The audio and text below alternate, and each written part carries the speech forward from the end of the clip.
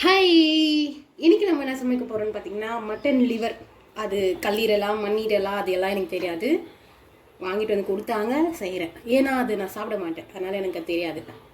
இங்கே பாருங்க, கொஞ்சமாக கடலை எண்ணெய். சட்டி இருந்துச்சுன்னா நான்வெஜ் பண்ணுறதுனா சட்டியில் செய்யுங்க. அதோட ஃபுல் பெனிஃபிட்ஸும் கொஞ்சமாவது நமக்கு கிடைக்கும். பட்டை 4 கிராம்பு போட்டுக்கோங்க. ஒரே ஒரு ஸ்டார் அனீஸ் மட்டும்தான் இருக்குது, அதனால் அதை போடுறேன். மசாலா ஐட்டம்லாம் போட்டுக்கோங்க, எல்லாத்தையும் போட்டுக்கோங்க. பிரிஞ்சி இலை, பிரியாணியா சும்மா மணக்கும் ஒரே ஒரு ஏலக்காய். சாப் பண்ணி வச்சுருக்கேன் வெங்காயம் போட்டுக்கோங்க. தக்காளி போட்டும் செய்யலாம், தக்காளி போடாமலும் செய்யலாம். நாங்கள் இன்றைக்கி இது சைடிஷ்ஷாக தான் சாப்பிட போகிறோம், அதனால நான் தக்காளி போடல. தக்காளி போட்டு செஞ்சீங்கன்னா அதுலேயே நீங்கள் சாதம் போட்டு பிசைஞ்சு சாப்பிட்லாம்.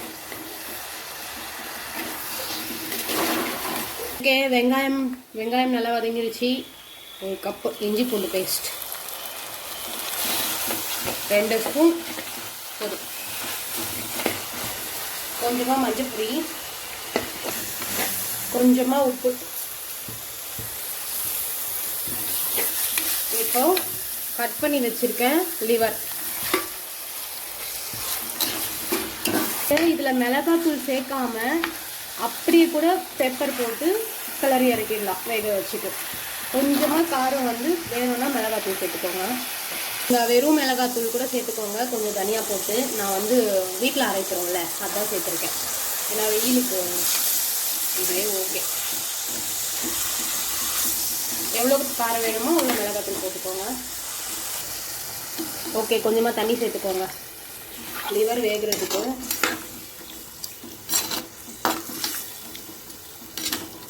வேகட்டும், மூடி போட்டு வேக வைங்க. அளவுக்கு நல்லா வெந்துருச்சு. இந்த அளவுக்கு இருந்தால் போதும்.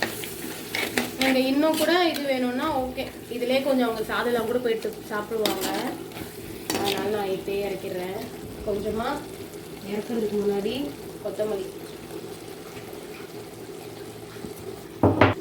இடித்து வச்சுருக்க மிளகுத்தூளை போடலாம்.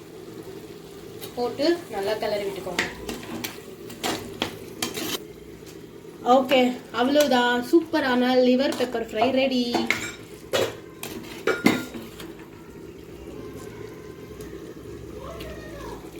Okay, bye. நெக்ஸ்ட் வீடியோவில் பார்க்கலாம்.